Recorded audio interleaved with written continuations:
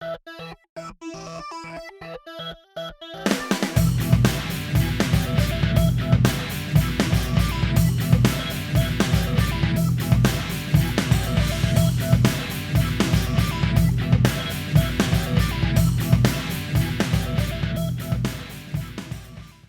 and welcome to NerdVsWorld, episode 21, The Hunger Nerds, Catching Fire. Ooh. The name will be self-explanatory in the second half of the show. Well, to be fair, it's probably been explained in the show notes before they've hit play. That's true, actually. I mean, we probably tweeted about it considerably this week too. Indeed. As well. It's no surprise, but we have the wonderful, I do mean that genuinely, wonderful Megan Hayes as our interview for the second half of the show, so stick around for that. But for now, how are we doing, folks? Stuff! Yes, all good, mate, yes. You recovered from Thor 2 screenings yet? Thor 2 was absolutely fantastic. I have not enjoyed myself at the cinema like that for so long. It was brilliant. I am massively... I'm going to see it on Wednesday, so by the time the show comes out, I will have seen it too, and may well do a review. We'll see how it goes. We'll see. But this is just to define the context of how good it was. Before the film started, I was starting to get quite angry because it took over 40 minutes to go from lights down to feature start. Dear Lord. Yeah, there was so many adverts, including a sneak preview of Desolation of Smog. Okay. Not even a sneak preview, but like a trailer introduced by the cast. And the same again for Gravity. But what really got me was there was an advert for an app called Cineme, which actually encouraged you to be on your phone during the movie. Okay, but they tell you to turn your phones off. But they don't. The EE advert with Kevin Bacon doesn't have anything about switching your phone off anymore. Okay. It's like... What cinema chain was that? I was at The View. I went to The View in Worcester. Because Cineworld's still doing that. Cineworld's still saying turn your phones off. Yeah. No. It's an app called Cineme, which has a little quiz, and it gives you some quizzes during the trailers, and it says, to get more out of the film, play along.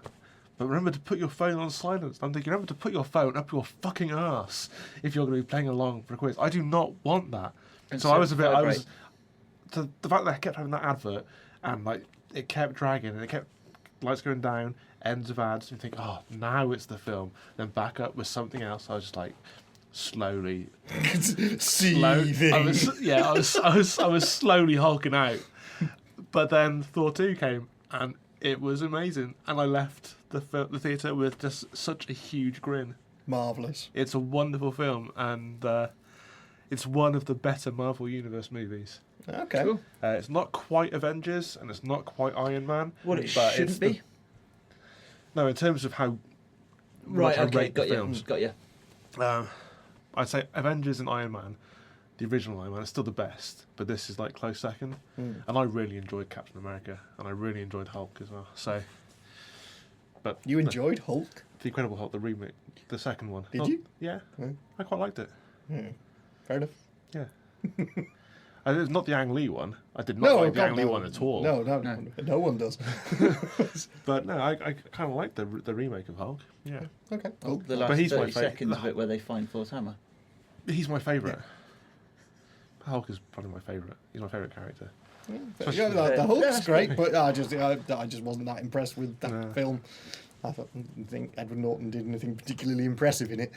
Oh well, each their own, I guess. But no, Thor 2, fantastic. So you'll freaking love that. I'm really looking forward to it. I'm seeing it on Wednesday, and apparently there's a crossover coming up with Agents of S.H.I.E.L.D. and what happens in Thor. So yeah, the episode on the 19th of November is the crossover episode, and it's directed by Jonathan Frakes. Yes, indeed. Yes, so, I saw that. So yeah, like all the Star Trek characters are getting into directing now. By the look of it. Well, Jonathan Frakes has been directing stuff for years. Like we've said about this on the show before, because he was doing stuff like Leverage and stuff. He's always on, because I think he was he himself in Castle? In the sci-fi convention episode, which is still one of the greatest episodes of Castle ever. Oh, I don't know. The time travel one the other week is my new favourite episode. With your man from Chuck. Yeah, that was genius. That was a brilliant episode. Have you seen the most recent Supernatural with Felicia Day? No, I haven't. No. I'm only like 3 episodes into this season of Supernatural so far, but it's a fantastic episode. You'll love that one too, I reckon. Cool. Yeah. It's a real sort of bottle episode for the Men of Letters lair. Okay. The lair gets a bit of a run out. The new Batcave. Yeah. Marvellous. It's brilliant. But yeah, so that was the extent of my Thor-2 experience. Was it managed to placate my bubbling nerd rage? But it contained it pretty nicely, to be fair. But it's a wonderful film, and it's really well done. That's fine. So we need to take to the internet and protest about this app then, CineMe. Yeah, well, I did put up a big sort of Kevin Smith, Bob Chipman-esque sort of multi-tweet rant about it. Marvellous. Okay, we need more of those. Yeah. But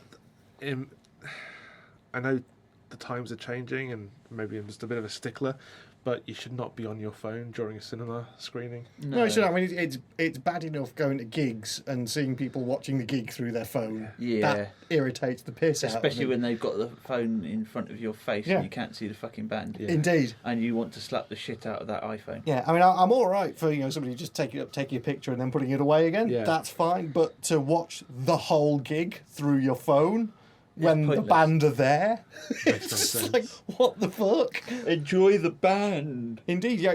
I mean, You're not going to get famous from your footage. Tickets for for these bands are not cheap. No. You're paying like upwards of 15, 20 quid to go and see someone. Why would you then watch the entire thing through your fucking phone?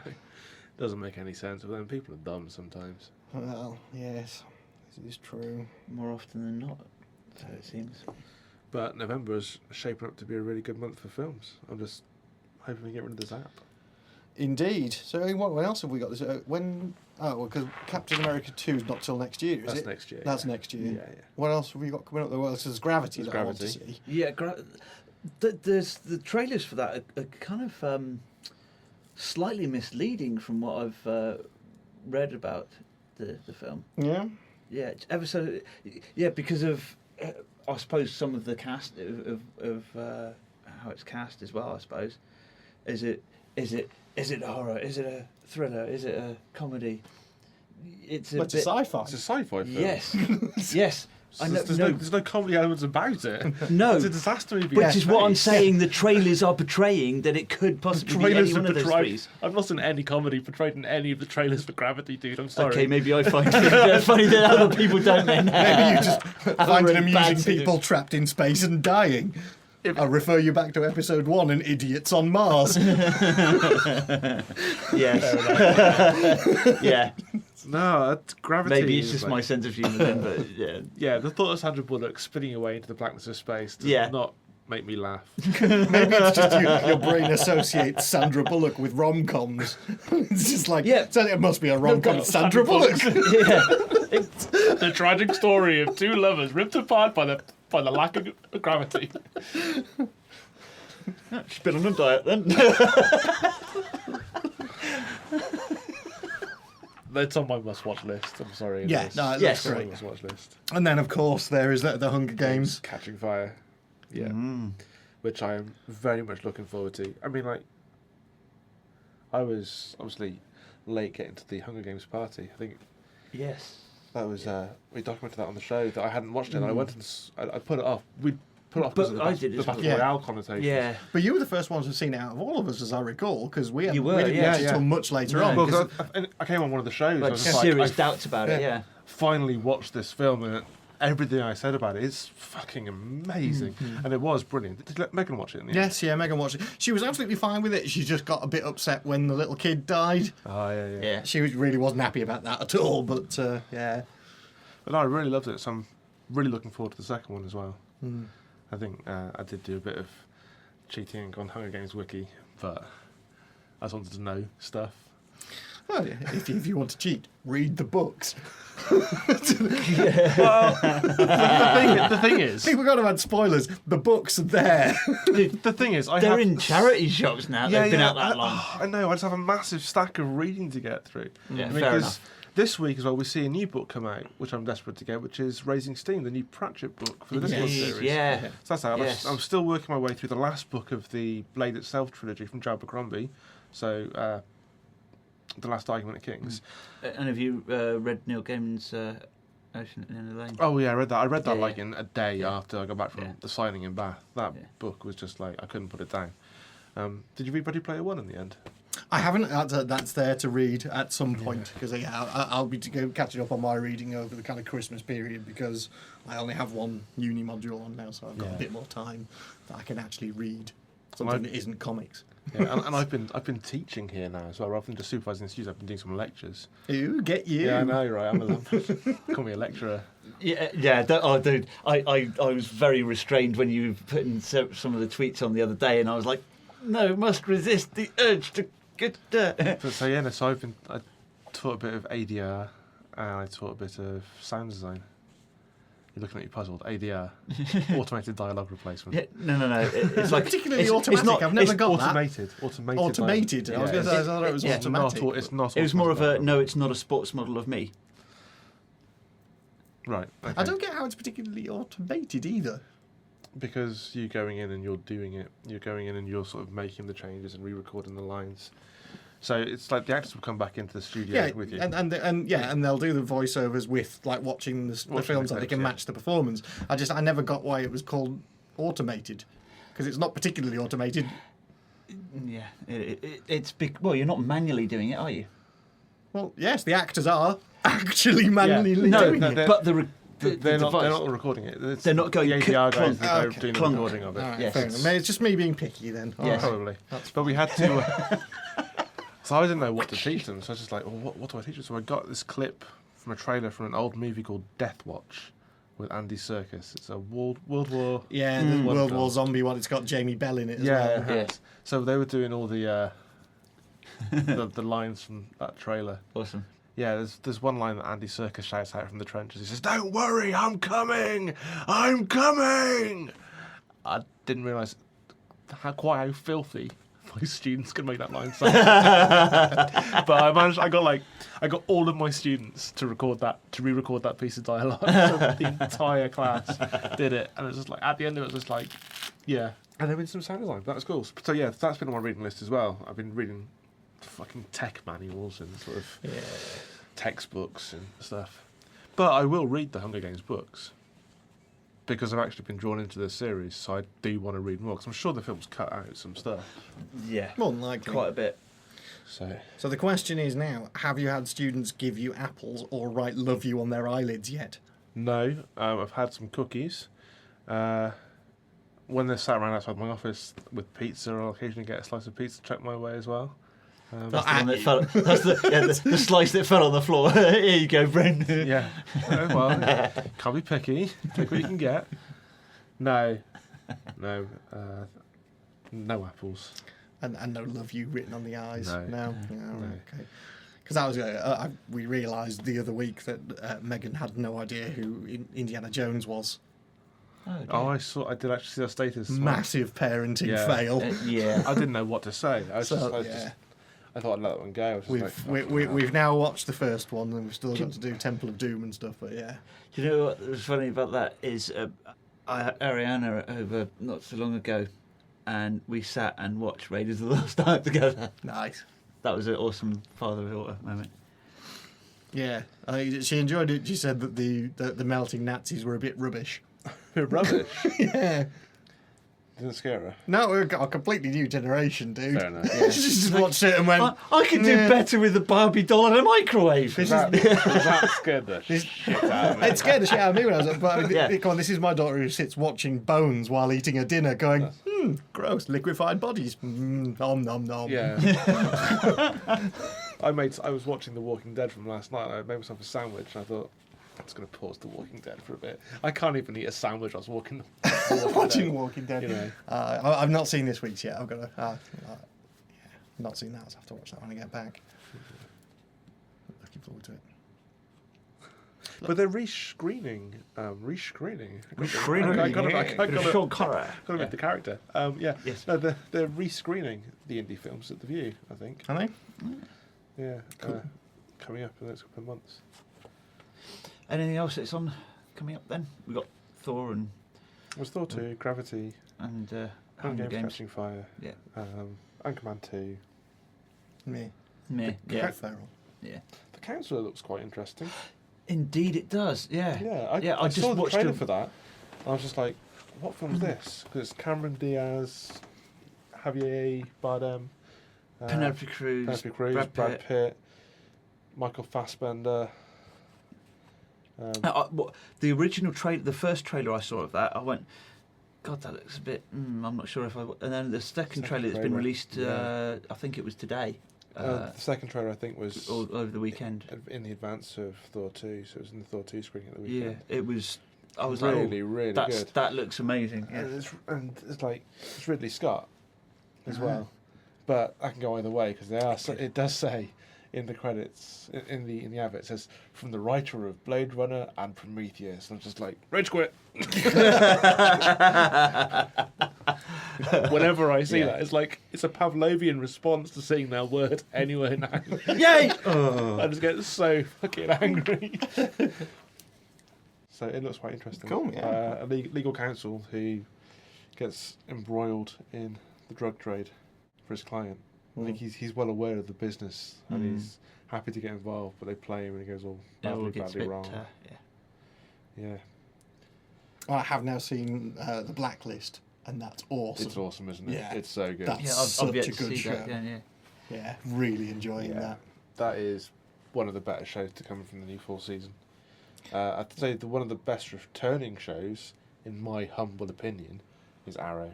Oh yeah. Indeed, I am liking this season. Season 2 of Arrow. I've caught up now to episode 5, and it's wonderful. That's all right. We'll just cut your phone out of this. Yeah. Did you not turn your phone off before you came in? I thought I did. It's on silent. Rookie mistake. It is. I'm not going to cut this bit out. We'll have you getting berated for putting your phone on. It's fine. Other new ones. Dracula, you seen that yet? No, I haven't. Bit dull. I saw an IO9 review for episode 2 where it's like Dracula buys. It's so boring. I forgot what he buys. But he does some business deal for. The first one seems to be because he keeps talking about Tesla and wireless electricity and stuff, and it's all just a bit weird. Right. So not really sure what's going on with it at all, to be honest. I'll have to give it a miss. I watched the first episode of Sleepy Hollow on your recommendation. Not sold? I liked it. I could watch it, but it wasn't a series that I just went and immediately watched the next episode. Episode. Not like Supernatural or Arrow or those sort of shows. Yeah. But still, it was good, I thought. I thought the pilot was good, especially. I think, have you guys watched any Ripper Street? Yes, yeah. I'm actually quite... I've watched a couple from this season, and I've gone... I actually really quite enjoying this. Yeah, it's good. It's good, because the first series was a bit hit and miss from episode it's like that to and episode. Whitechapel are awesome. They are, yeah. So yeah, Ripper Street, definitely give that a watch. And Elementary has been fantastic as usual. Yes, indeed. I need to catch up with that. I think we watched like all 5 of them yesterday. Yeah, I'm so glad that you guys put me onto that show. Initially, it was just the idea of an American Sherlock Holmes, but indeed, yeah, it wasn't even Lucy Liu as Jane Watson. That was never an issue, but it was just the whole it being in America. I had issues with it before I watched it, and I really got into it and went, actually, it's okay. I can work with this. I can even forgive the Lucy Liu. I forgave that. I thought she's great. Yeah, it's a good show. I'm curious where they're going to go with Arrow, though. Because they are heavily foreshadowing The Flash. Yes, and they're also building up Black Canary as well. Ah.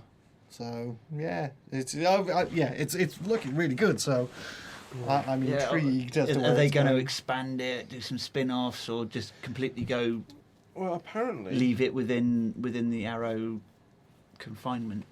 Well, in terms of the wider DC universe, they're looking at Jamie Alexander, who is Sif in Thor 2, to play Wonder Woman in Batman vs Superman.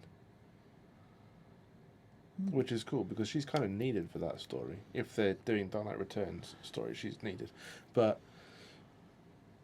maybe that'll be kind of an origin story for her as well at the same time, which would be a bit weird given the source material. But as long as it gets a Wonder Woman character onto the big screen, finally. Be intrigued because I mean, there's still a lot that she can do in the Thor universe as well.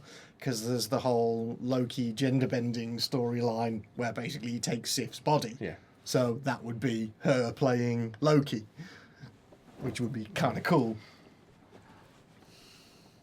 I have a feeling that what they're doing with the Marvel Universe is that each of the characters is just getting 3 films. Because the second Thor 2 is very much a continuation of, an ending of the one arc. Yeah. And a continuation for another film. Yeah, well, that makes sense. It's something that we've spoken about before, which is kind of just gradually cycling in new characters into the universe, which is cool. I think that much as they were great, I think they did all the Iron Man movies too quickly. But well, the second one especially, I don't think the second one is as bad as most people say. The second Iron Man gets a lot of bad press, but I think it's an okay film. It's just nowhere near as good as the first. No. And Whiplash was just done far too hastily.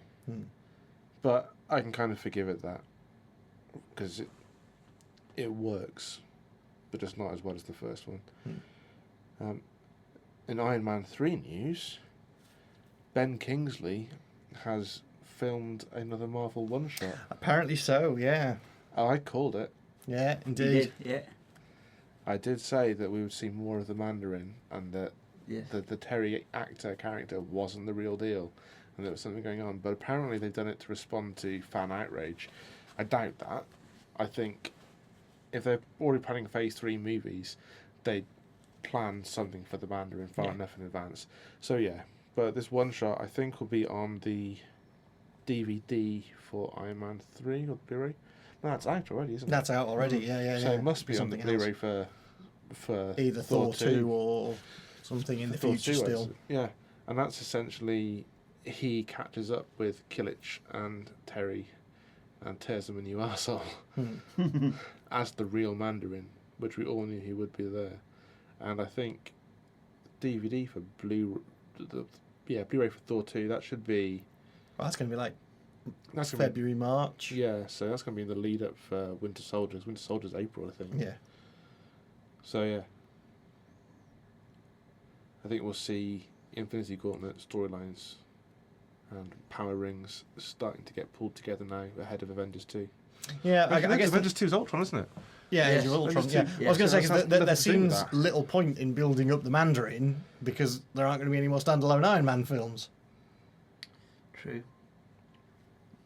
Yeah, so they're going to make him a bad for Avengers then, I reckon. Possibly, yeah. There are two bonus scenes in the credits of Thor 2.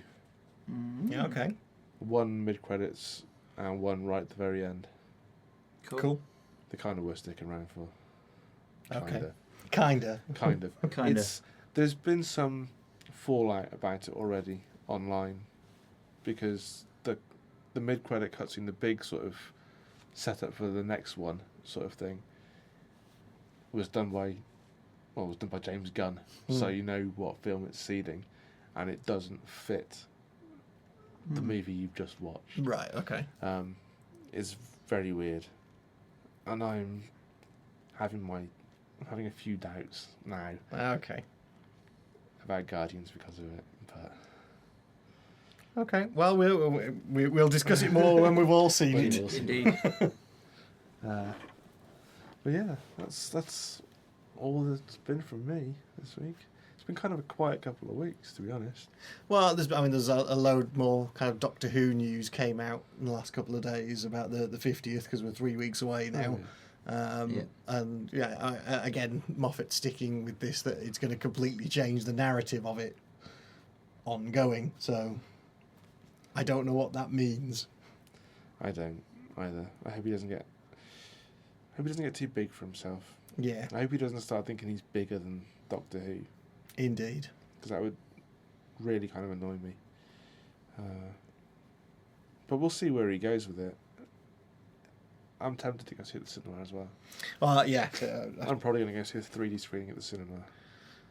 That would be cool. Unfortunately, I can't make it now, so I'll just have to stick with watching it at home. I had to get the night off work for it. So. Cool. Because now on the 50th celebration stuff, Peter Davison's been added to that now as well. But I still want to get to see Tom Baker because he's only there on the Saturday and we're going on the Sunday, so we won't see Tom Baker. But you will see Peter Davison. Who else is going to be there for your Sunday? It's Peter Davison, Matt Smith. Is it Sylvester McCoy? I can't remember. Sylvester McCoy or Colin Baker, one of the two. So I would take Sylvester McCoy every time. Well, yeah, I mean, yeah, indeed, he's brilliant. He is awesome. Is Jenna Coleman going to be there? I don't know. I'm really not sure. Peter Capaldi? I don't think so. No, I don't think so. I want to see how he does on the convention circuit, because he's going to have to do Comic-Con next year. Yes, Peter Capaldi at Comic-Con. That'd be quite interesting. I want to see how the fans react. Because I love the Nerd Machine panels. We talked about this on the Comic-Con episode. But it's the only panel really where you see kids asking questions.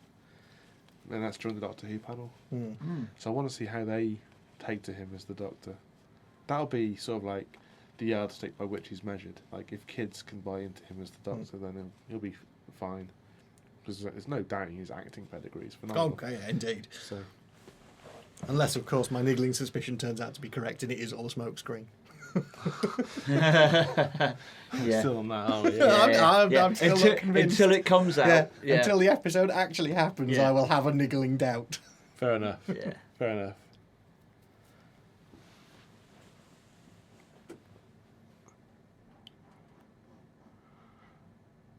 I don't think there was anything else. Apart from all the Sandman being on special on Comic. Well, I'm still waiting for issue 1. It's due anytime soon. You can get the HD version of it Yes, right now. But no, I've got the Yeah, the actual paper physical copy coming. Yes. Yes. But yeah, Comixology's got it to purchase in HD. Overture number 1. Looking forward to it Indeed. massively. Which cover? Well, not the variant one, because the variant one you can only get somewhere in the States. You can't get it over here. The comic book legal defence one you can't get over here. It's only going out to retailers who are affiliated with the Comic Book Legal Defence Fund, because that's what the variant cover is. Okay. Because it was available on Amazon for a short period. Possibly, well, Amazon It's not available now. It says not available Amazon now. may well have been affiliated, but in the UK, there are no comic book shops affiliated with the Comic because Book I Legal was Defence Fund. unfortunately I ummed and armed about it too much, so that they're out of stock at the moment. So. Of both, and it was choice A or B, and it was done by the same stockist through Amazon. Yeah, Yes, I was quite excited to want to read that. But yes, it will be good to get the physical. Physical copy's always best. Yeah. I mean, there's been a load of kind of gadgety type news coming out recently, like BlackBerry, which I thought were going to die, have said that they're instead going to seek like $1 billion worth of funding to relaunch stuff, which is just bizarre, because I think they've posted nearly £1 billion worth of a loss in the last quarter. Wasn't there rumours that they may be taken over by another? Well, they were going to sell to their biggest shareholder. Yeah. But they announced that they weren't going to sell anymore. Right. And they're going to fire their head guy as well, Yeah. moving forward. Very bizarre move. Yeah. It is. Yeah. Just let it go.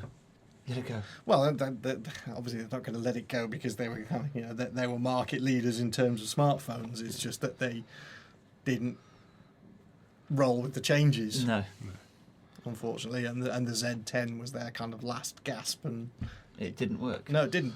So But they've again, the other weird thing on that is that they've just released BlackBerry Messenger on BlackBerry devices. yeah, on iPhone. Yeah. Yeah. The new iOS comes with BBM. Yeah, which is weird because that was It that was the one thing that BlackBerry had that nothing else had, Oh well. and now it's gone cross-platform, which is just odd. No, well, they've done a Nokia. They've sort of like not adapted and died off. Yeah, indeed. Because Nokia were the leading handset provider. They were. Yeah. Yeah. Yeah, it's weird. I couldn't imagine a time 10 years ago when Nokia weren't leading the market in handsets. Good old Matrix phones. Yeah. Yeah. The thing is, if you kept doing it for too long, it just like shut off. The Yeah. spring would break and the top would just shoot up when you opened it. I still have mine. I had Yeah. one. I still have mine. No, I broke mine. Yeah. But yeah, but it's like, even now, I'm a huge Apple fan. But I can yeah. So I listen up, know. students. He likes apples. I know. Get back in your box. Yeah, Brayburn, Cox's Orange Pippin. Doesn't matter. But I can see Apple losing their market share to Google. They've already lost market Yes. share to it. Android is like Yeah. massively outselling Indeed. iPhones. But I would never admit it. Like years ago, when I adopted to the Apple many years ago, I just bought into the whole thing Yeah, so you did. much. And I was just refused to see them as anything other than market leaders. And when I was doing my dissertation, I was looking at cloud tech for music distribution. I did a lot of work on iCloud and how they linked iTunes to it, and didn't really pay much attention to Google Play. But it wasn't around then because they're going back and forth with the labels at any rate. So I always thought that those sticking points with the label discussions and the legal issues would always mean that Apple would have that market. But now I think that Google Play, with this new relaunch and the fact that they have played ball, Google realise that they're not too big. They're going to do it. They're going to be absolutely dominant. Yeah, I think you're right. I mean, because I was massively early adopter on Google Play because it was available in beta in the States for about 2 years before it got released here.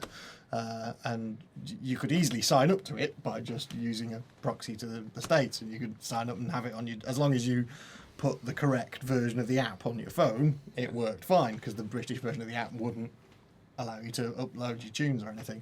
So yeah, because I think it's a brilliant concept. You can upload up to 20,000 of your own music tracks to it, Yeah. and then buy more later on to add to it. It's been fantastic. It's meant that I've had access to my entire music collection anywhere I go, which is brilliant. Although in saying that, I'm now kind of moving a bit more towards Spotify because I got Spotify Premium with my phone contract. I love Spotify. Mm. I'm always on Spotify, and I pay for it. I did pay for it, but now it's on part of my phone contract, Yeah. so free. Technically, Woo! no, it's not free. You're paying through part of your phone contract. Well, no, because my phone contract is the same as it was, and I'm now not paying £10 a month for Dropbox okay. for Spotify, so it's free. Okay. You're paying the same amount. Yeah. Oh, okay. It's just been taken up by Vodafone, right? Yeah. So Because I paid more for they're paying 4G, Yeah. so I've upgraded my contract to 4G and like huge amounts more Yes. bandwidth. Yeah. But as part of that, you get Yes. the Spotify service premium for free. I love it. I think it's great. It is awesome. The only kind of niggles that I have with Spotify at the moment is it's not easy to find and play new music, because I find their genre stations are too limited in what they play. I'd like to be able to get a tune and start from there and go, play me stuff that's like that, Yeah. like I get from Last FM Well, there kind or of from is. Google Play. There kind of is. If you go into the artist's biography, there will be. Oh, I'll show you. Yeah. I know it kind of says similar artists, but there's no kind of auto playlist function. Like the rabbit hole on Reverb Nation. You just press that rabbit hole and it will just jump from Yeah. obscure Because acts that's to what obscure acts. Google Yes. Play does. It you right click on a song and you create an instant mix, and it basically gives you 30 songs that are the same type of artist. There might be an app for it. You can get apps for Spotify as well, of course. So All right, okay. I'll have to look into that. Because I love it. That's my only problem with it, is it's not easy to just play a load of stuff I've not heard before. You actually have to keep going back and finding the artist and loading them up and playing them. It's just me being lazy, but no, there might even be a Last.fm app. Well, it definitely syncs with Last.fm because it scrobbles from Spotify to Last.fm. Your Last.fm app. Okay. So you just add that app, personal recommendations based on the music you play. Well, there we go. Yeah. There you go. I will have to add it. Have you done sound drop rooms? No. Sound drop rooms are fun. That's where you can create like a listening room. You can invite people to it, and everyone can add tracks.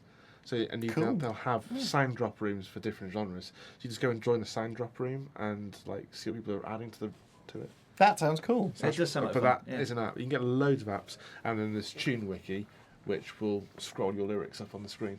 So you can turn your laptop into a karaoke machine. Yeah, I've got something similar to that. XBMC Anyway. does that. Yeah, and Music Match does it as well. Yeah. But Music Match, dear. Music X Match. Music X. So I thought you meant Music Match, which is an old MP3 player from way back when MP3 first came out. Music Match Jukebox. It's a desktop app.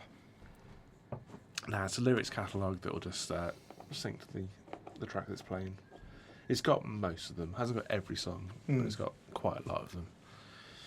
Sweet. Yeah. I think my one's like Pimp My Music, but it sounds really bad, but it's actually a very, very good app that free on Google Play.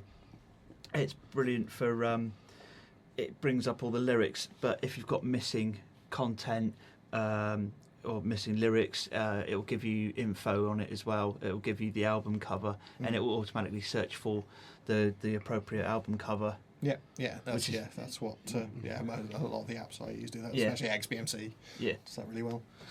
As we're on the subject of music, that segues nicely. Indeed, it does. And the following artist is actually on Spotify as well. This week's musical interlude is an artist called Jordan O'Shea. The track is called Liars and Lyrebirds, and it is his new single.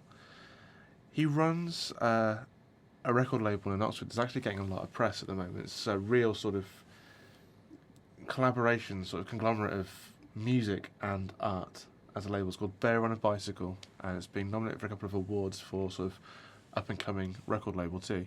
So we'll chuck all the details for the label and his music and all of his artists in the show notes.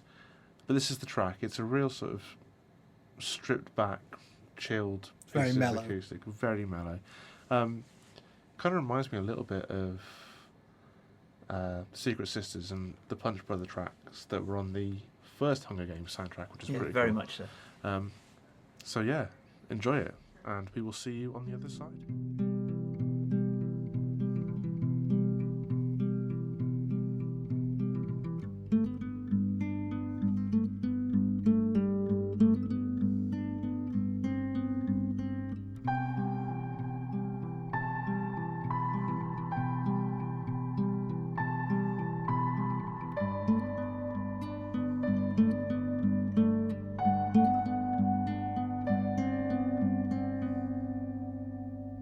This isn't just a game, so don't mock me.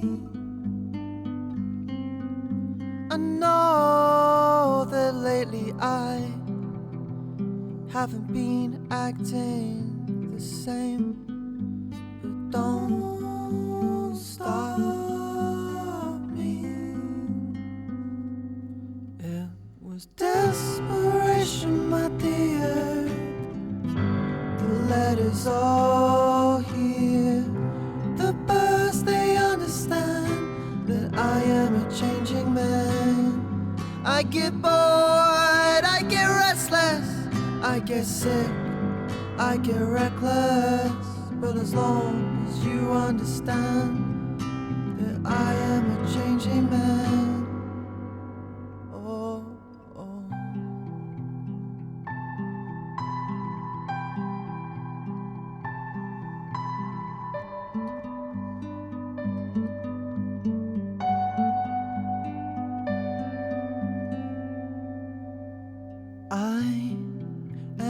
lyrebird. I am my surroundings, so don't judge me. I'm not a liar, just a misleading foundling, so don't touch me. It was desperation, my dear. The letters all here.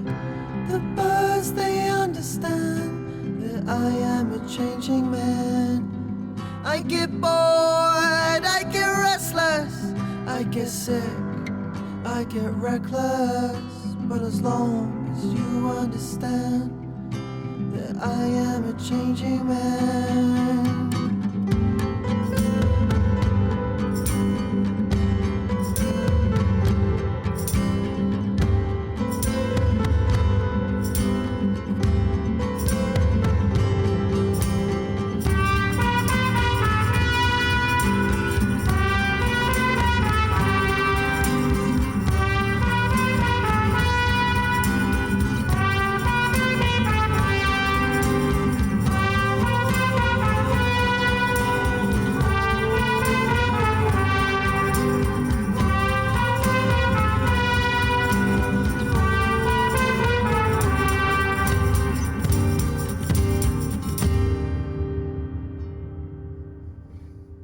Desperation, my dear. The letters all here. The birds, they understand that I am a changing man. I get bored, I get restless, I get sick, I get reckless. But as long as you understand that I am a changing man.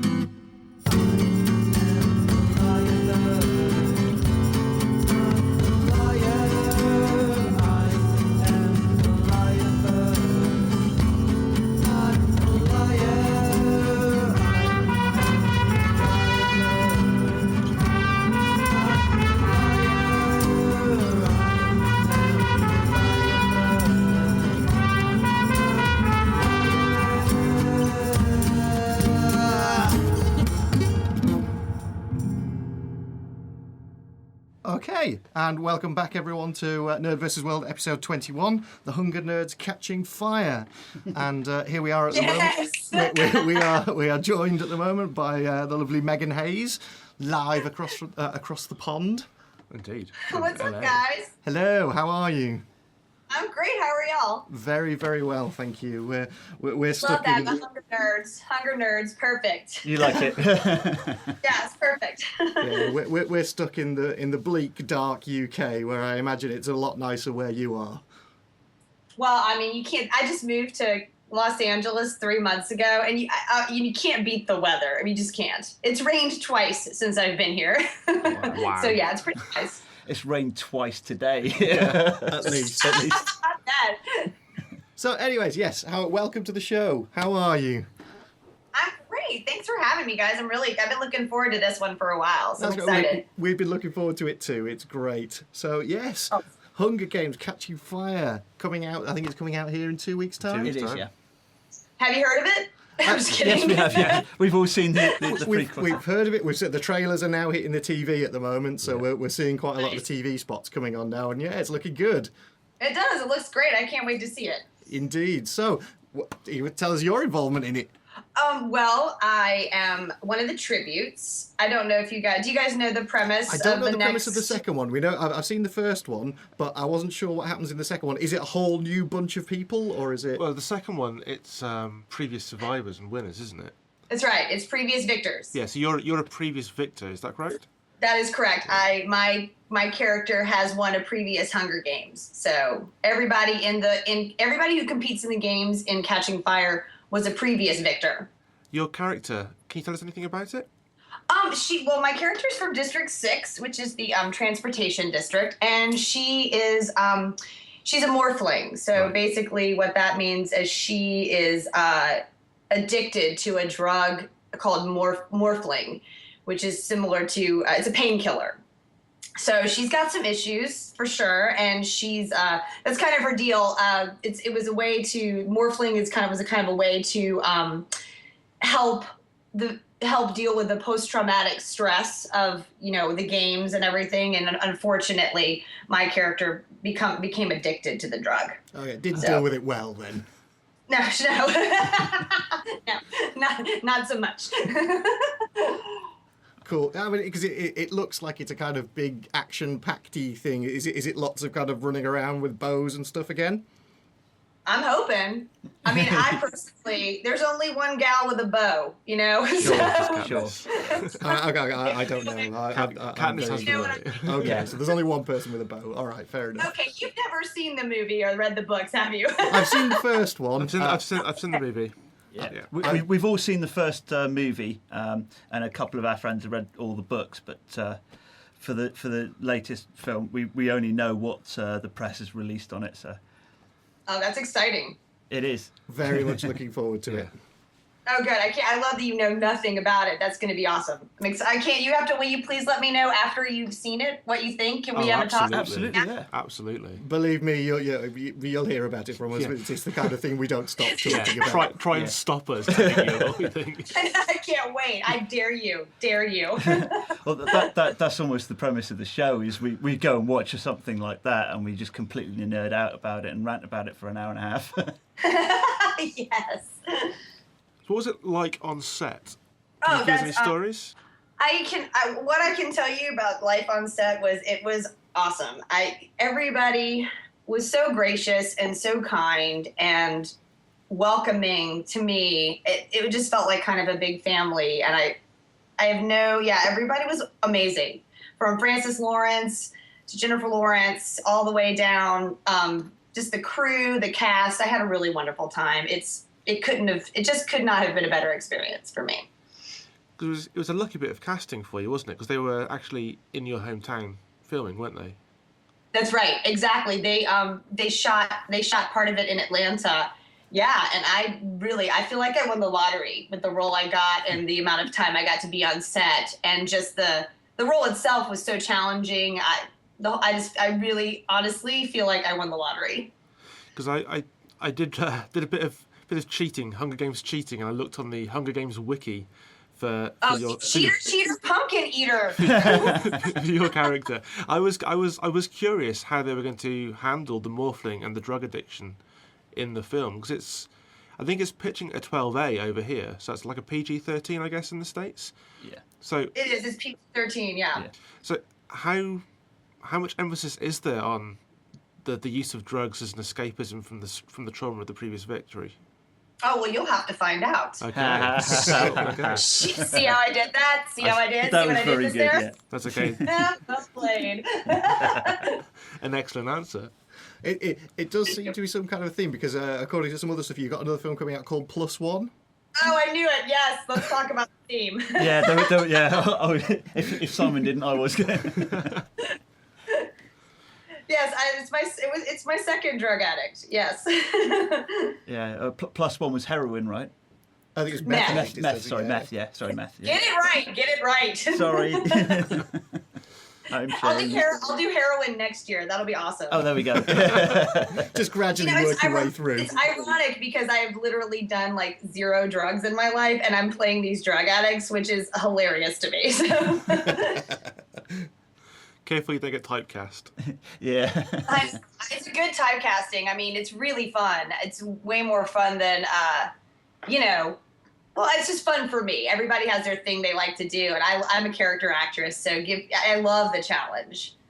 Sure. There was something else that it was you noticed on the IMDb, and we had to ask you about Nuncop. Oh my gosh! Yes, I love it. I love that you're asking me about Nuncop. I thought it was. I just saw it, and I just went, "Oh, I'm gonna have to watch it. This is such an awesome concept." Was that something? God. I love her. I miss her. I miss Nuncop. So, tell us about Nuncop.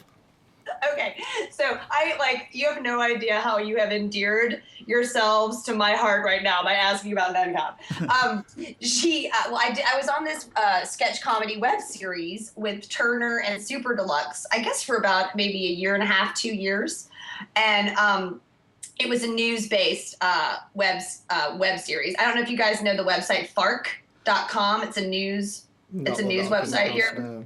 No, I only know it from reading through your biog and Okay. clicking onto it. So, All right, stalker, I love it. Yeah, that's him. That's him. Yeah, you've met him then, yeah. I love it. So anyway, so the Nuncop, so what we did with the web series is everybody it was a news based. We would take a news story, a real news story, and then parody it in some way. And I think the real news story that Nuncop was based on is that in the news, a bunch of nuns, I can't remember, it was 50, went into hiding because they were in debt with church money. They had spent a lot of church money and they were in a lot of trouble. So then the whole idea was, okay, what if there was a nun that fought and fought for Vatican crimes and was a sleuth. And then we kind of created that character, and we were like, oh well, what if Megan plays this crusty nun who I honestly, it's like my bad Clint Eastwood impression. Have you seen? yeah. I saw that there's the bit where we were actually smoking in the habit and looking a bit gruff, and it was like that's exactly. awesome. That really appealed to me. Saying crass, vulgar things. Yes. I love when women, and I mean, who doesn't love a nun saying things like "suck my," blank.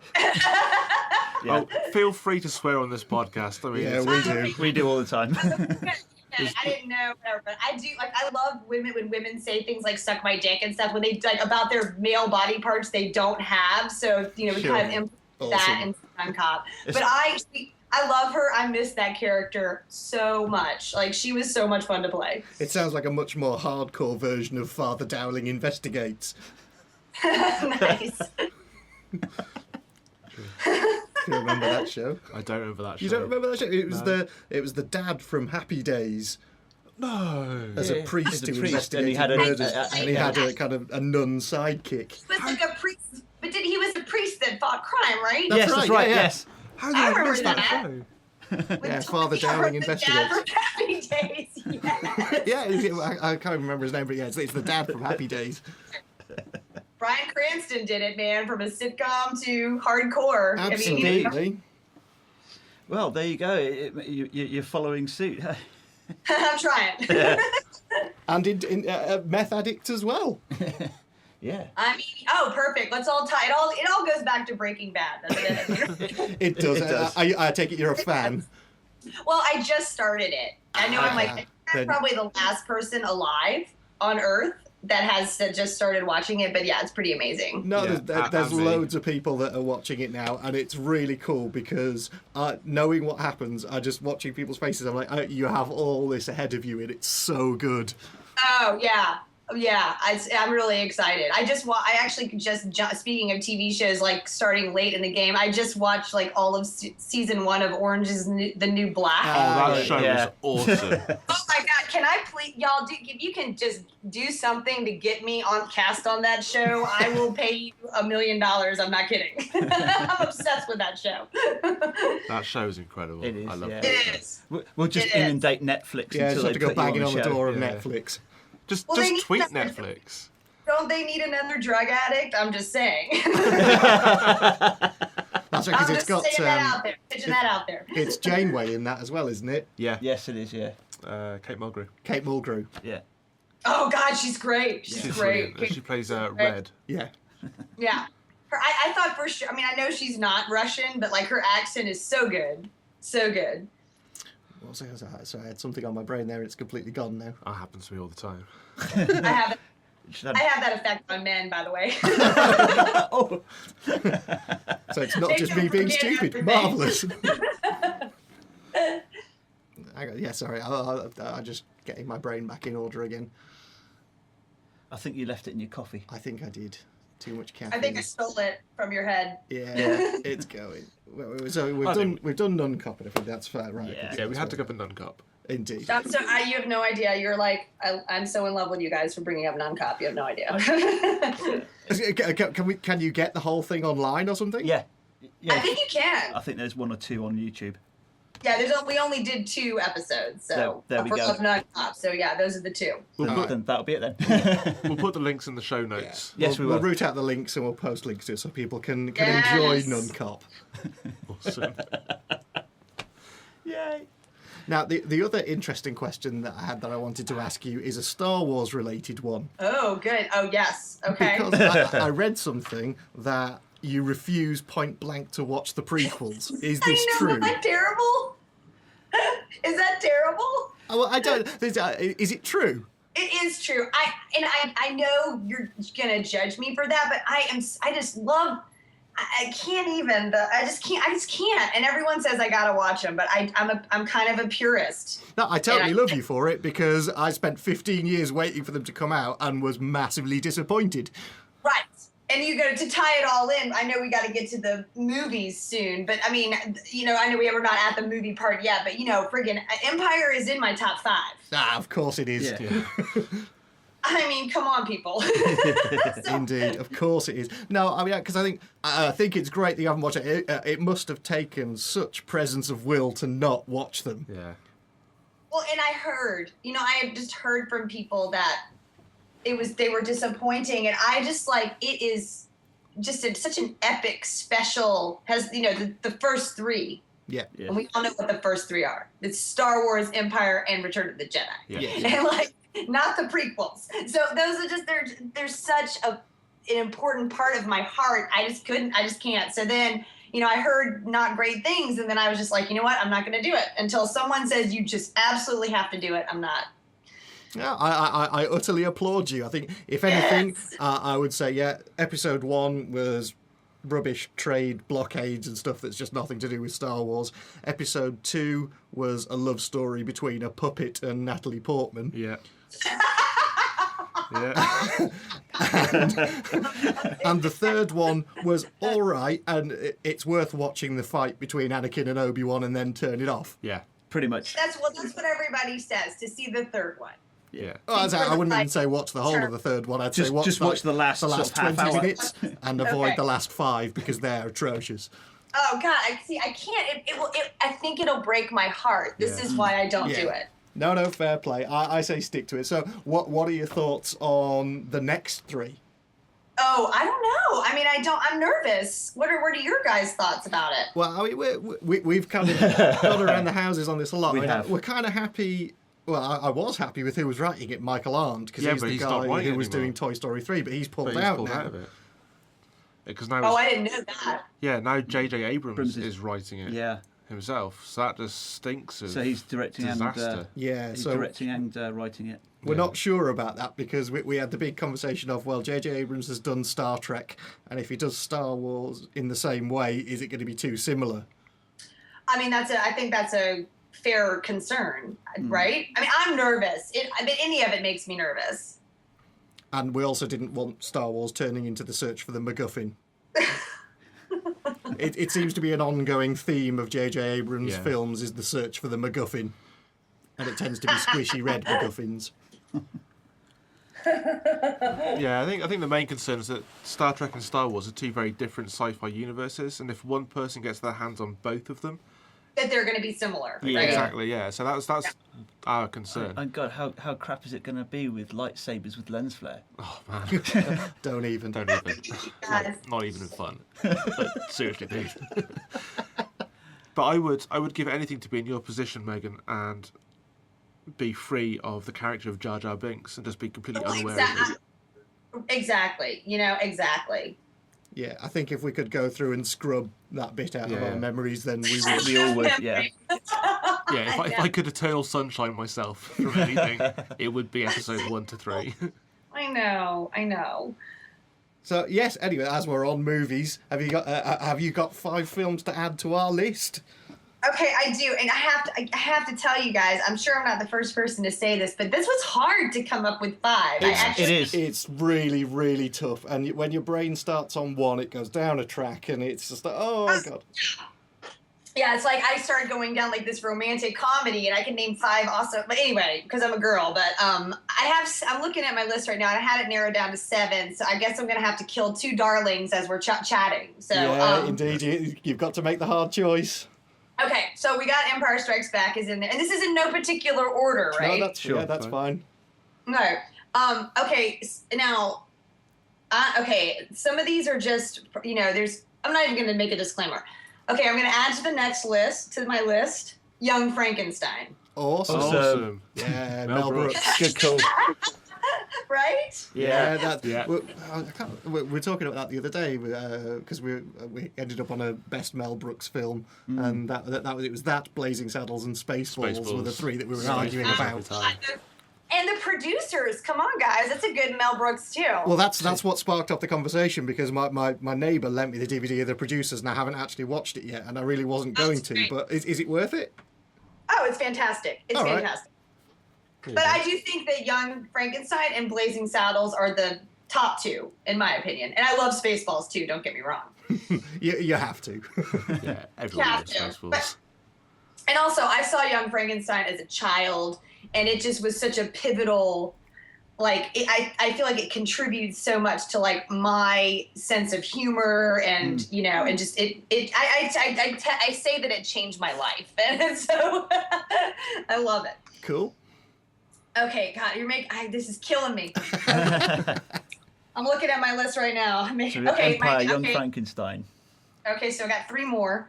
All right, I'm gonna go. Okay, this is I think if I have to pick a one and only favorite ever, I always say this: Amadeus. Wow. All right, yeah, left field. Good Tom call. Hulce, great film. Yeah. I just love everything about that movie. It's just the music, the story. It's just, I think it's an incredible, incredible film, and I've loved it since I was a kid. So yeah, so I remember watching it as a kid. It's very sad, as I recall.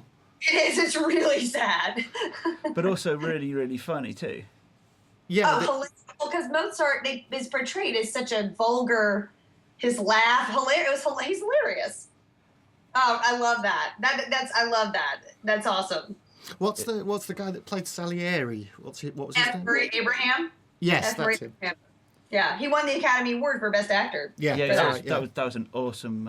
Oh, he's so good. He's so good. I just love the whole story, and I'm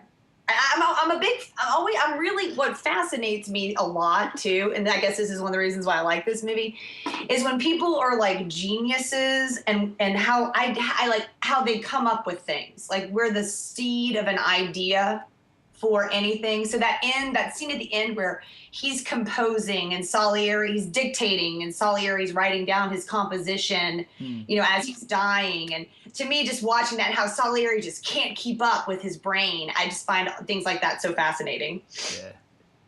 So I put that on my list. Cool. Oh, God, it's getting harder, gentlemen. Two left. And I've got, so... I can't get one honorable mention. Just one. Well, we can always chat about the ones that didn't make the cut. Okay, that's good. Okay, so here's my next one then. I'm gonna go with Raising Arizona.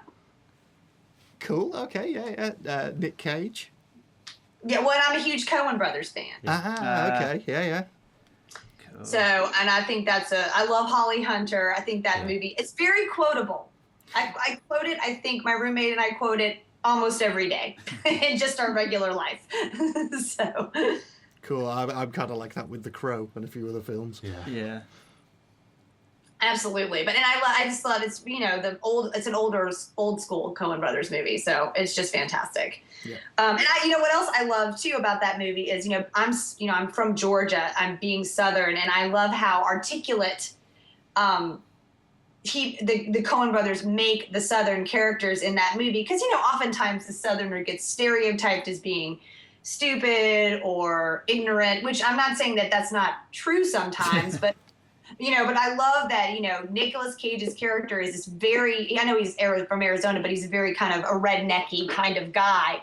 And he's very articulate. Yeah. They do that with George Clooney in Oh Brother, Where Art Thou, too. Yes. Yeah, I love that. The writing of that is incredible. Oh, God, here we go. And last one. Okay, but then we have to talk about the two that didn't make That's it. fine. It's okay. Yeah. Yeah, we'll do that. Okay, The Apartment. Oh, that's actually one I haven't I've seen. not come across that one. No. Have you not? Have you come across that one? I've seen it a long time ago. Okay. Well, yeah, you'll have to tell us more because two of us are in the dark here. Oh, perfect. Okay, well, it's a Billy Wilder film, and I love Billy Wilder movies. I'm a huge fan. It's Jack Lemmon, Shirley MacLaine. Yeah. They're incredible performances. I would say the perfect romantic comedy. I think it came out in 1960. And it's just basically about this schlub of a guy who works at an insurance company, and he has an apartment. And so he starts offering, it starts inadvertently, but then he starts offering the key to his apartment to higher ups in his firm to as a place to take the other women in their lives. And so because of that, he starts working his way up the corporate ladder in a very, very shady way. And of course, he falls in love with one of the women who is taken to the apartment, and it's so good. And Jack Lemmon is at his absolute finest in that movie. I think he's so funny and lovable, and Shirley MacLaine is just absolutely adorable. It's really a perfect movie.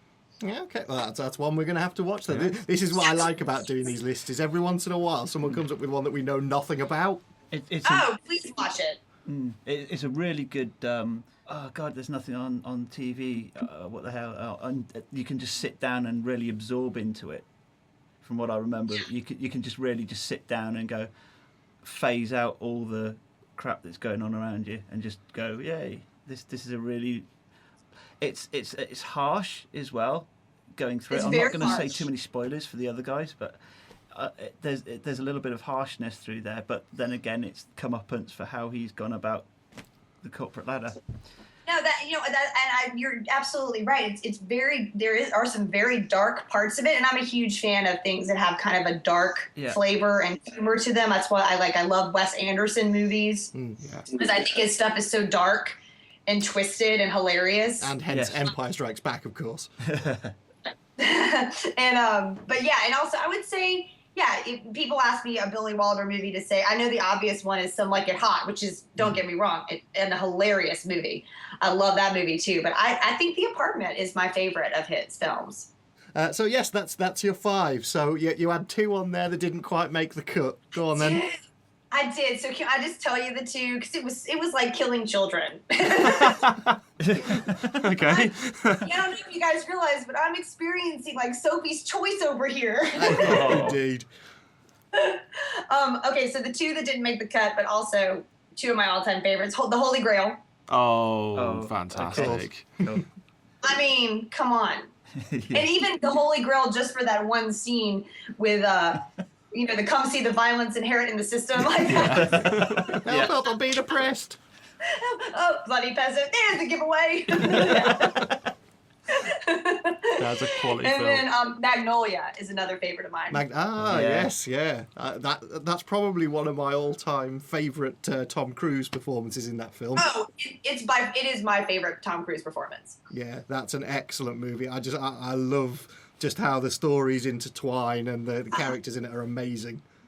And it's like the acting in it is absolutely incredible. And also Paul Thomas Anderson, I would say, is one of my favorite current filmmakers. Yeah. I think his work is, I love Punch Drunk Love, and I know a lot of people do not like that movie, but I love it. And a lot of people don't like Magnolia either, which I find interesting. No, I think it's because the realism of it, I think. And there's some very surprising choices of actors playing very different characters to what they normally play.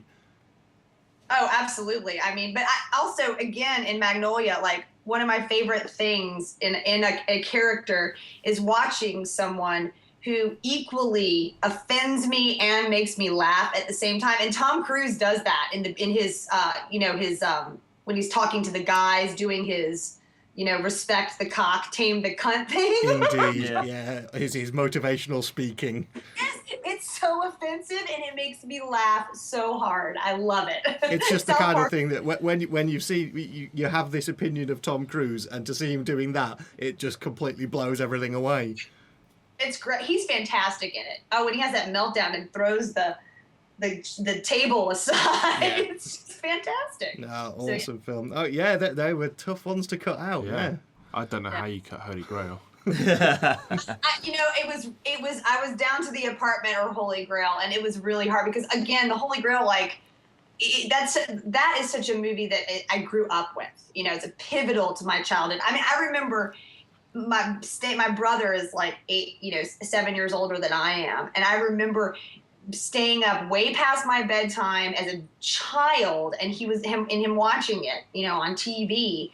And I was too little to understand any of the humor, and that rabbit scared the shit out of me. Absolutely terrified me.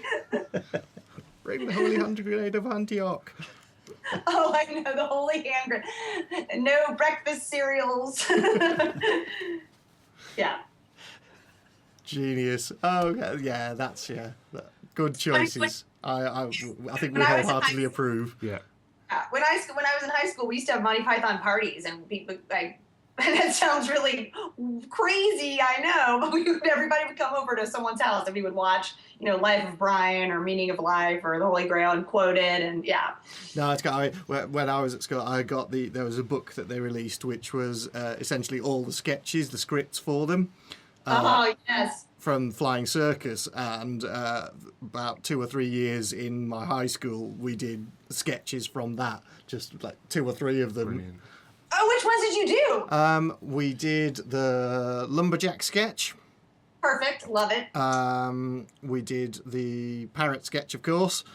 Of course. Did you do the Argument sketch too? That's a classic. No, the other one was Ministry of Silly Walks. Oh, that's right. Yeah. That's great. I did that on most nights out. Yeah.